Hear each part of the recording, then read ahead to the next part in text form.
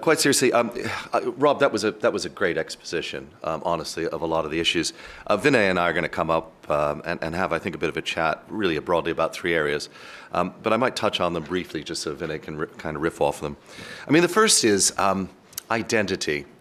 Have any of you really got a clue about what identity was like before World War I? Okay, I'm going to have hands up. How many people think that there were more than, say, 50,000 passports in circulation pre-1916 in the United Kingdom? Nobody believes that? Good, thank you, Chuan. That's kind of you. All right, 10,000. 10,000 passports in circulation? Ah, there we go. You're on to me. It was about 3, by the way. 3,000 passports. Well, why was that? Well, a friend of mine, Martin Lloyd, wrote a book called The History of the Passport. I really recommend it. It's a slim volume. He is actually a former official for immigration, and he really knows his stuff. And the point was actually a passport was frighteningly dangerous. Why did you need one? You know, why were you coming to France and entering France with a British passport, blue or otherwise? You know, this was kind of a scary thing. And in fact, it was the foreign secretary had to know you personally. He'd sign off your 2 daughters or your sons and a few other things. That's how you get to 3,000. But he actually had to know you personally. So these were very dangerous items to have, at least at a national level. And people were running through all sorts of different identity schemes in many, many different ways. Anybody here familiar with Nansen Passports? Nansen, yeah. Interesting. So World War I ends. We've got about 6 million displaced people. How are we going to deal with it? And a Norwegian explorer by the name of Nansen comes up with the idea of a private passport. He does have some support from the League of Nations. It's not wholly private. But for those of you who think this is just some sort of silly document, it was also a Ponzi scheme. Ponzi in the sense that he was actually using stamps. And the idea here was that you would go and get a Nansen passport as a displaced worker, and they would really grill you. You know, you're talking about all the people in Central Europe. So Vinay, you know, you claim you're from this village in Bulgaria. Well, what's the church? You know, and I don't know that bit of Bulgaria, but Joe over there, you're Bulgarian. You go and talk to him. Make sure he knows it. Do you know Santa Maria? You know, what school do you know? Who was your gym teacher? You know, it was that kind of real grilling. And then they would give Vinay this little yellow document. And the yellow document had a stamp in it, which was good for a year. And Vinay had to get it renewed the next year. And the stamp that he paid for wasn't because Nansen was trying to make a profit. It was so Nansen could run and expand this scheme. And several million Nansen passports were actually issued.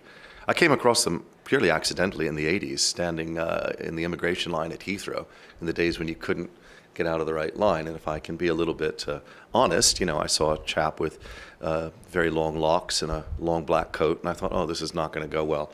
I'd really like to be in another line. And he walks up, and sure enough, oh, blast, this is just the worst thing that could ever happen. The immigration official starts giving him a bit of hassle, this old grandfather. Suddenly, from behind the silver mirror, a guy gets out, cap under his arm, excuse me, turns to his young colleague and pushes him to one side, says to the gentleman, terribly sorry, sir, my colleague isn't familiar with your situation. Welcome to the UK, and waves him through. And as I came up, you know, I was sort of, well, that was unusual. So I said to the guy, just as he's turning to go back behind the mirror, excuse me, but what was that? He said, well, that was a Nansen passport. And he explained it to me. So these things were still in operation, certainly up until the early 80s. But they were a private passport system. So I think as we're looking at this area of identity, it's very important to remember that it sounds like we're talking about radical, new, and wonderful things, and in some ways many of them are, but don't forget that the current situation is relatively recent. And this notion today that we have of kind of where your mother broke her waters suddenly determines, you know, everything about the rest of your life, your rights, your privileges, your ability to move into any country or nation or work there or visit it, is actually a bit peculiar. Now, the opposite of that isn't about rights, it's about power structures. And a lot of the identity stuff that we're going to talk about today is about power structures as well. So if you look in the United Kingdom, we're a particularly poor place to look at areas like identity. I think many of you would agree with me that you associate identity with the anti-money laundering and know your customer processes you face every time you go to your local bank or try and take out a financial product. That's probably most of the time that you hit identity issues as a normal, typical consumer. But the problem here is you're in a country with a cartel where 5 banks control 85% of the industry, What does that mean? Well, since about 2000, the Cruikshank report in this country, these banks have got a very deliberate strategy. They've admitted it. I was on stage with Anthony Jenkins last month in Mansion House in front of 300 people. He's the former CEO of Barclays, and he admitted, now that he's running a challenger bank, that his strategy was to prevent account transfer. That makes a lot of sense. If you've got a 20% market share, there's no way that you're going to build a better business and attract more customers without winding up with a monopolies investigation. So really, your objective has to be to prevent account transfer. That's the cheaper way to do it. And it's quite easy as a cartel of five to do that. So we have these horrific, onerous, idiotic processes which are designed to keep us from moving. So again, that's not a particularly good thing to learn from, and it's also, I think, rather recent. So I thought those might be some things to open up with. Why am I excited about identity? Well, I don't want to sound like an evangelist, but what does excite me is, frankly, Hernando de Soto. So those of you who've read Hernando de Soto, he points out many years ago, famous Peruvian economist, that the biggest thing to get in the world is if you can get people involved in property rights, then everything else moves from there. Development occurs, favelas fall down, the whole world's a better place. Sounds good. But I've noticed time and time again that the real problem is getting people not to have property rights, is to get them the identity rights that allow them to get to the property rights in the first place. And so many of you will have seen a number that's been touted, Sustainable Development Goal 16 from the UN, which says that there are 2.4 billion people who are unable to have a legally usable identity. This is personally, in my opinion, a bit high, but you can begin to see where things are moving. And I think we've got three interesting blocks here as we look at the future that Rob was outlining. One is kind of the US view, which is strangely a bit more Wild West than you would think in some ways. And I guess given the Westerns that I've seen, it's a pretty good location. But it's always had a bit of a free-for-all. You can look at the EU, where the nation states have largely believed that they can, in some top-down way, actually understand their whole population. But they're actually breaking and moving in areas like GDPR to somewhat a different structure and a negotiated use of identity systems. If you look, of course, at China and India, we've seen probably some of the greatest implementations of national ID systems in both countries over the last 10 years. So we've got three very distinct blocks, with China and India taking the top-down approach, the EU moving towards what would have been traditionally more of a common law approach, and the US sort of leaving things alone. Now, I saw this most interesting as a psychology study almost when I brought Equifax to this country in the late 1980s. So Equifax comes over to the UK. I'm quite interested in it, and they hit a country where it's believed that you can find everything out about somebody to rent them, for example, a television, which was what was going on at that time. So Equifax comes over, and Equifax is telling UK retailers, you've got a probability that this is the right person. And that was, of course, coming out of the US culture, where they never had any ability to guarantee that they had the person with this driver's license wasn't the same person as somebody with the same with the same name in a different state, and so on and so on and so on. So you had a probabilistic system meeting a deterministic system.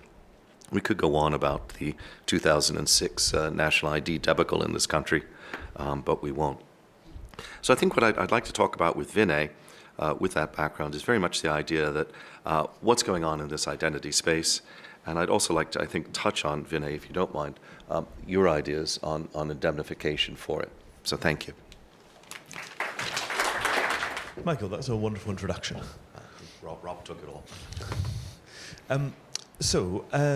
I guess we should start by talking about the identity work that you're doing right now with ID chains. Would you like to tell us a little bit about what ID chains is and who's using it?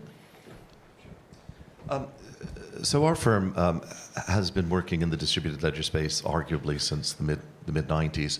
About 5 years ago, we became convinced that the field consisted largely, if you left the payments area and the crypto to one side, it was very much identity, documentation, and agreement exchange. This, to us, was the big area. And I'm not here to play crypto games or anything like it. It's just where we decided the efforts would be made. And we've worked very hard on developing, over 20 years, very, very, very high-speed, extremely low-cost distributed ledger systems with sprites, as we called them, before smart contracts became kind of the trendy phrase. Last year, the National Physical Laboratory tested one of our systems at 25 billion transactions a day and agree that the rig could hit 1 trillion if we felt like it. Why do we want this? It's not about speed, because we're not trying to charge a lot. It's actually about speed in the sense of being able to handle large volumes of things in the space. So in terms of low latency or in terms of large throughput? Both. So low latency in sense, roughly throughput on any particular node about anywhere from 2,000 to 10,000 transactions a second.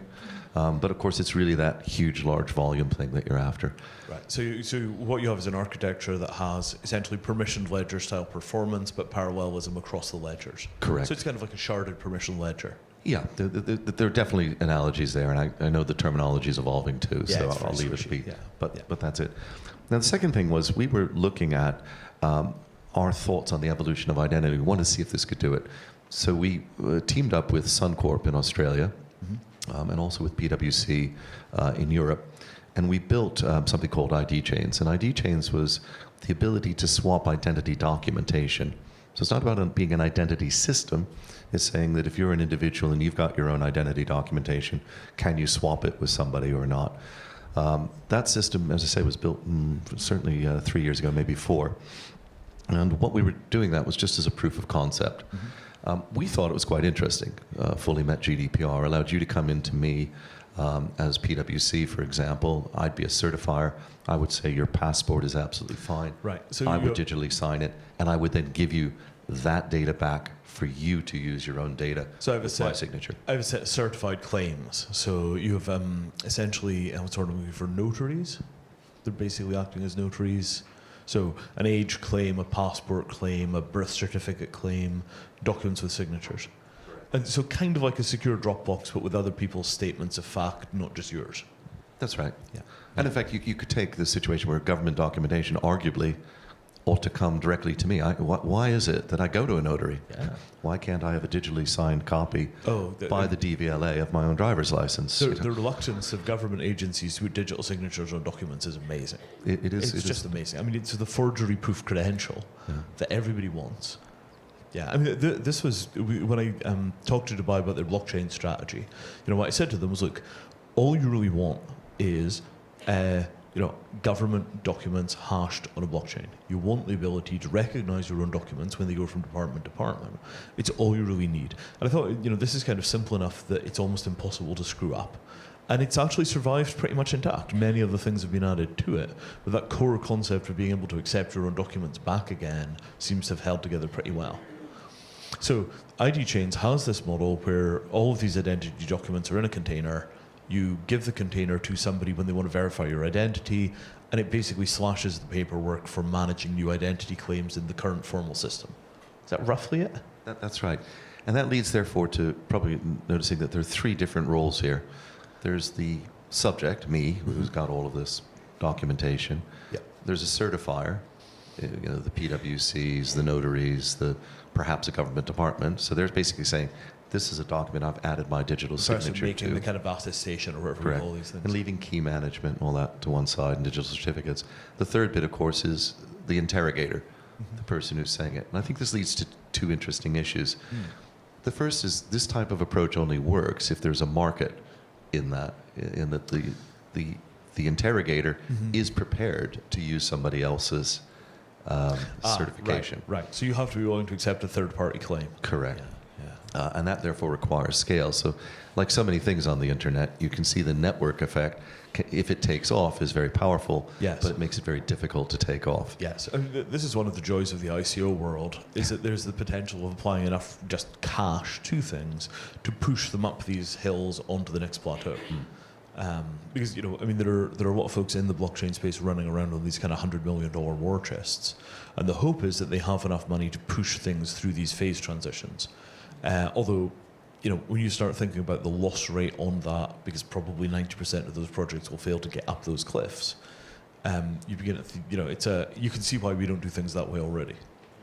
So, I mean, the paradigm that we've looked at is ensuring those attestations, getting people to stand behind them. But if there isn't a strong competitive demand for the attestations in the first place, it's then very hard to sell insurance on top of that because it's additional cost, additional barrier to entry. What do you think are the obstacles to large-scale adoption of these kind of identity practices? I think it's the network effects is the biggest thing. So it's that whole bit of, well, I can see this all in principle, but if I go to all of this effort, who's going to use it? Yeah. There are a host of other things. Is my data really secure? Who's got access? What's the recovery rate? In fact, because it's so secure, you lose all your keys, you're back to ground zero. You have to start again. Yeah. And then we move on to where do I get the actuarial data to handle the indemnity? I think there are a couple points I'd make. We are looking at, well, we're more than looking. We've been waiting for the cryptocurrency sort of boom to kind of move away. We're now looking at a traditional IPO of our Chainsy systems, of which ID Chains is a major component. Actual IPO? An actual, just a straight IPO. Not heard of normal equity rights, the usual boring thing. Doing that in a while. We're not asking for hundreds of millions, it's all that kind of thing. Will do. And none of you can invest, so don't worry about it. But no, we're seriously looking at it. Just a nice, boring, straight thing. But when we're looking at moving ID chains forward, the market that we've identified is wealth management internationally, but within a single firm. So this is the ultra-high net worth case where people try to move from one country to another country and they don't want to spend 6 weeks in paperwork, Hal? Correct. Yeah. And further, they're actually part of a network. So if you take some of the larger wealth management firms, St. James's or UBS or something like that, these large firms have actually got the problem inside themselves. Well, that's interesting. Yeah, say a little more about that. Well, kind of for us, it's thank God, because you can actually go to a large firm like that, and they say, well, our problem is somebody's onboarded. We've onboarded a Russian in Hong Kong. They come to Switzerland. They say, hi, I'm here with the same firm. And we say, that's lovely, but you get to start at ground zero. Yeah. The data that was acquired in Hong Kong wasn't acquired for the purposes and all this. Can't reuse it, and you wind up... But if Hong Kong, on the other hand, has said, take this, here it is, it's yours, and 6 months later you come to Switzerland and you say, oh, it's funny. And you represent with the They gave me some weird thing on my phone, which is all these documents. Are they any good to you? Right. And funnily enough, the Swiss office can accept the Hong Kong sister's digital signature. So you have PKI inside of the firm, which verifies the signatures. And then move that up. So, right now we've got umpteen billion floating around on things like Bitcoin exchanges, cryptocurrency exchanges. You've got a bunch more money sitting inside of ICOs. Most of that money is functionally stranded because it's lost the KYC, the AML, and all the necessary identity that would go with it. So you can't really re-onshore that money. It seems like there's an opportunity there for somebody to go through and build a properly KYC, AML identity-based blockchain. Do you know anybody that's working in that direction? I know of people who claim that they are, but I haven't seen the effort I would expect. In fact, in some ways, it's almost a lovely. Every ICO is going through the same AML, KYC. Right. It's almost ideal for sharing on it. Yes, exactly. But you've got to grab them at that time. They've got to see how important it is. Quite a few of them have got an attitude thing about U.S. regulation and all, so it's quite difficult. So, there's two sides to this, in that we've got, firstly, an enormous amount of money that needs things like KYC, AML to be safe to handle legally, but we also have an enormous PKI gap in the blockchain space, in that we're transferring hundreds of millions of dollars of transactions, billions of dollars of transactions, to keys which are really just identified by somebody pasted you the key in an email. And there have been some instances of viruses that basically come and attack your cut and paste mechanism, on your laptop to replace the key that you pasted with their key.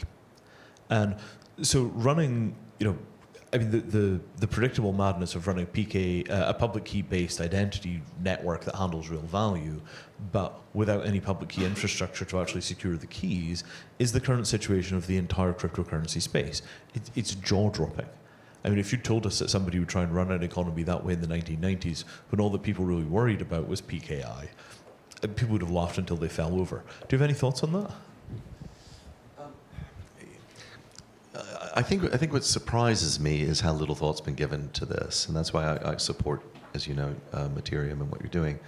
I think one of the things that does bother me in this space, in fact, I had a discussion with Hugo and Vishal yesterday, and we were touching on this, is I think a lot of people talk about insurance when they really mean indemnity, and I draw a distinction. Yeah, clarify this, because this was very useful when you explained it to me a couple of weeks ago. Strictly speaking, insurance is something where you have to prove the scale of loss, and then you get compensated for that. If I give you somebody's identity, and I digitally sign somebody's identity. I don't use due care and attention, and it turns out they're a fraudster of some form.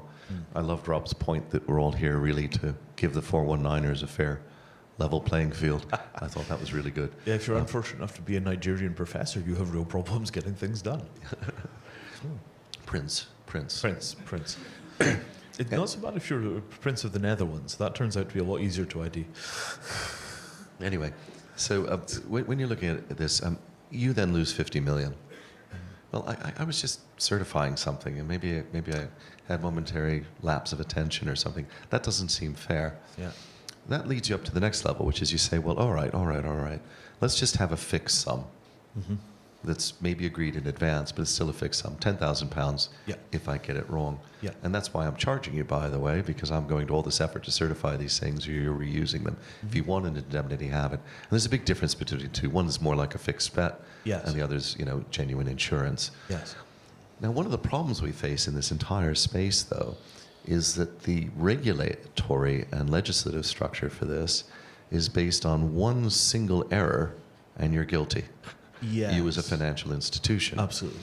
And so this is rendering cost-benefit analysis in this space moot, because I've got an infinite potential cost. The regulator's basically politically deciding what the fines are going to be. I mean, this is how we basically frame this between, what we talk about as regulatory risk versus commercial risk. That the regulatory risk's money is not really enough to compensate for regulatory risk. Correct. It only covers commercial risk. And so it'd be really nice if we could have initiate a debate over the next 6 months or so where we're able to get the regulators to realize that maybe what they should be doing is turning to institutions and saying, we're going to give you a level at which we will fine you per mistake. Yeah. So it would be £5,000 per mistake. And now you have insurable risk attached. Right. Yeah. So if I'm running, an entity with 4 million customers, I'll approach that completely differently than you will with 500. Yeah. Right. Further, the regulator might be able to give different levels. Even with your 500, you've not exactly performed brilliantly. Your level is now 50,000. Yeah. Mine is still running at a lower level. I can imagine a sort of exponentially increasing fine, which very rapidly takes out the bad actors. Exactly. But this would allow the cost-benefit analysis. At the moment, there's not a lot of pull from the financial institutions for novel solutions, because the first thing they have to do is look over their shoulder and say, what's the regulator think? Yeah, and this means you can't move any faster than the speed of regulation. I mean, this is why I think the cryptocurrency space is such an interesting space to make the move, because the negotiation with regulators is just at the beginning of that process. So this has been extremely interesting. Any closing thoughts, Michael? What else should people be thinking about? I guess the biggest thing in here is just maybe if you could just take away that idea of is it about power or is it about probability? If this is all about power, that's one thing. In which case we're going to have a top-down structure where we have to know everything. And Rob's point about a surveillance economy or surveillance society, actually, which is somewhat frightening. Or do we move to a probabilistic-based one, which is what insurance and indemnity have, basically some type of betting or risk in it? If you do that, then you're looking at what level of certainty. So I'm 95% certain this is the right sort of person, but it's only a 50 quid deal. So, and I'm still insured for £500 if it's wrong. That's well worth doing. Yes. And I think this is going to be, I think, one of the themes in this space. Well, I mean, certainly on that basis, business can be done. And if you can stand an economy up and run an economy on that basis, where basically the computers handle the risks that they handle and insurance handles the rest, that seems like the kind of laminate that's often successful. A system which is almost perfect plus something to cover the cases where it fails. That's a real system. Like the world actually runs on things like that. Wonderful. Well, thank you very much.